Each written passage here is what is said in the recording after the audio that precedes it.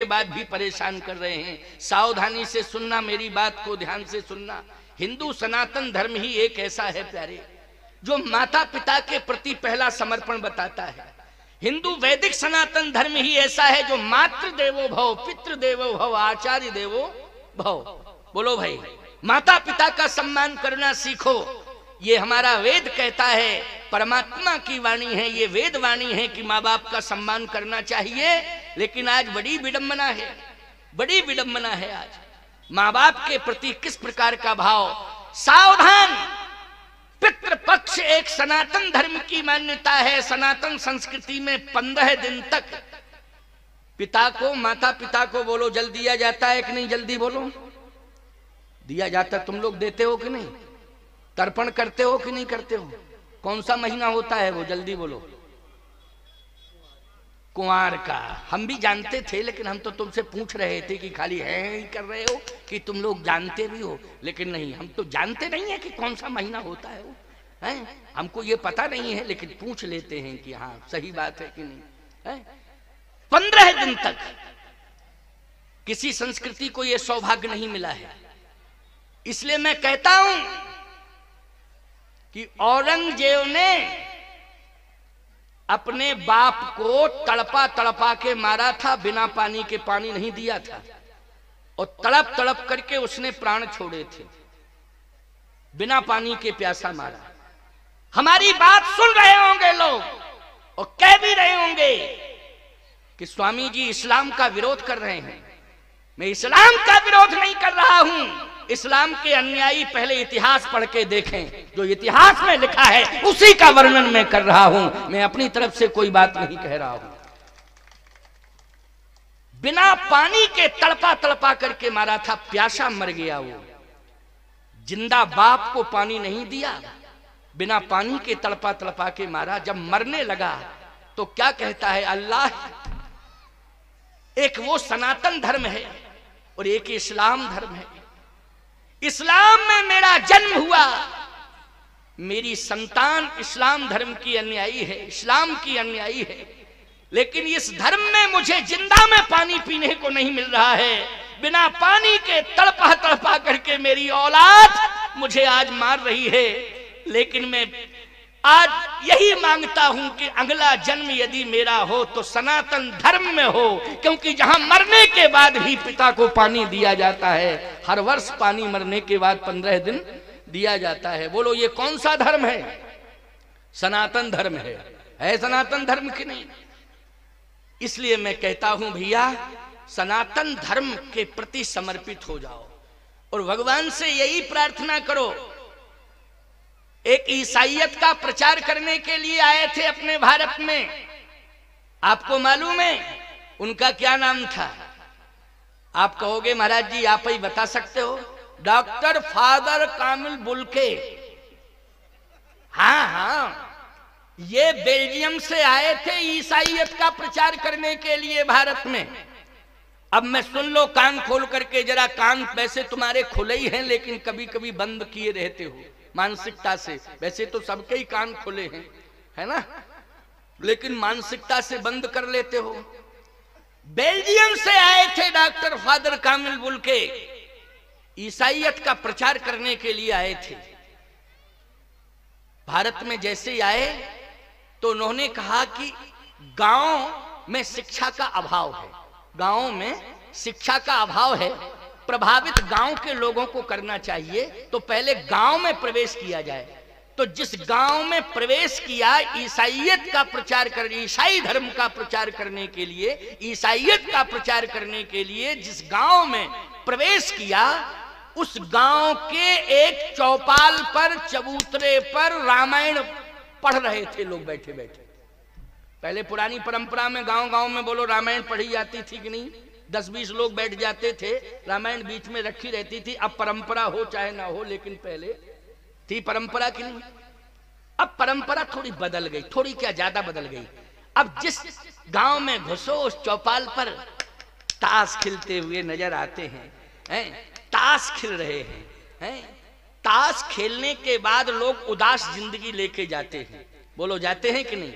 ताश के बाद जब आप घर जाते हो ताश खेलने के बाद तो जीवन उदास हो जाता है, और रामायण पढ़ने के बाद जीवन में उल्लास आ जाता है, प्रसन्नता आ जाती है। ये रामायण का प्रभाव है। तो जैसे ही डॉक्टर साहब ने प्रवेश किया फादर कामिल बुल्के ने, तो गांव के चौपाल पर चबूतरे पर लोग रामायण पढ़ रहे थे। वो दूर बैठ गए। इतनी श्रद्धा देखी गांव के लोगों में कि आंसू बहा रहे थे गांव के लोग। जिस समय रामचरितमानस की चौपाइयों का गायन हो रहा था और उस समय संयोग था कि ये चौपाई निकल पड़ी प्रसंग में, धन्य जन्म जगती तलतासु उपितहि प्रमोद चरित सुन जासु। ये चौपाई उनके कान में पहुंची, अर्थ निकल गया कि धन्य है वो संतान जिसके कर्तृत्व और व्यक्तित्व से प्रभावित होकर माता पिता प्रसन्न होते हैं। धन्य है वो संतान, धन्य है वो संतान जिसके कर्तृत्व और व्यक्तित्व से माँ बाप प्रसन्न होते हैं। ईमानदारी से बताओ, बेटा आपका अच्छा काम करे तो प्रसन्नता होती है कि नहीं होती है? कोई भी माँ बाप ये नहीं चाहते हैं कि हमारे बेटे हमको 56 प्रकार के व्यंजन खिलाएं। बुढ़ापे में कोई व्यंजन पचता है? पहले ये बताओ, हैं? 56 प्रकार के व्यंजन कोई खाने के बुढ़ापे में पचता है? ईमानदारी से बताओ, बोलो, हैं? पहले 5 किलो रबड़ी पचा जाते थे लोग, लेकिन बुढ़ापा आ गया, बोले अब एक समोसा हजम नहीं कर पा रहे। बड़ी समस्या खड़ी हो रही है ना?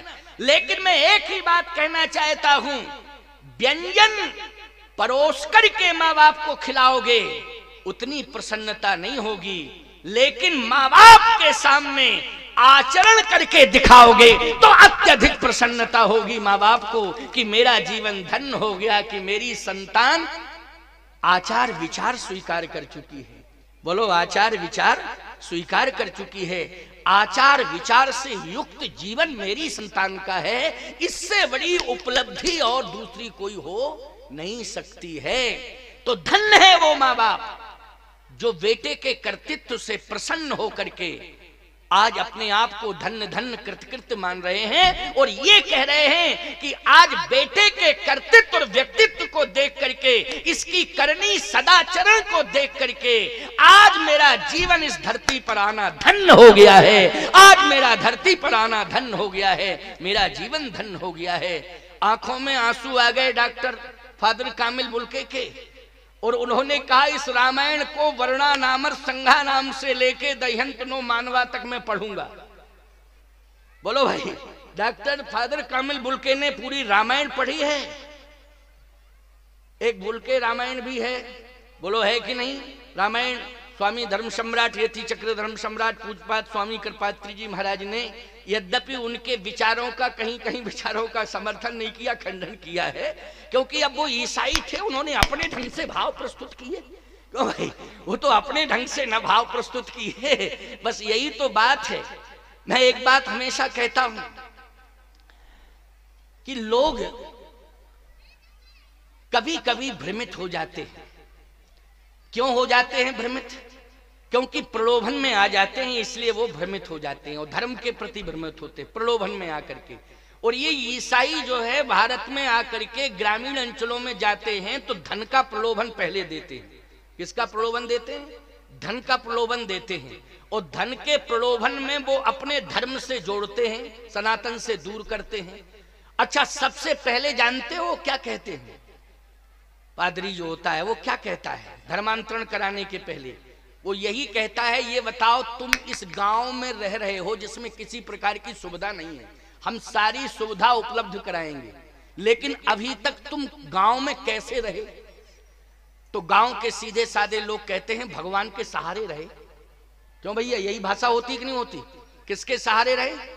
क्योंकि ये भी वो कहते हैं कि कोई विधायक ने यहाँ विकास नहीं कराया, किसी सांसद ने यहाँ विकास नहीं कराया, किसी प्रकार की कोई योजना नहीं आई यहाँ। किसके सहारे रहते रहे? सारी सुविधाएं हम उपलब्ध कराएंगे, क्योंकि विदेशों से पैसा आता है ना, अरबों रुपया आता है इसके लिए। तुम लोग जानो ना जानो ये तुम्हारा विषय है, लेकिन आता है, इसीलिए आता है।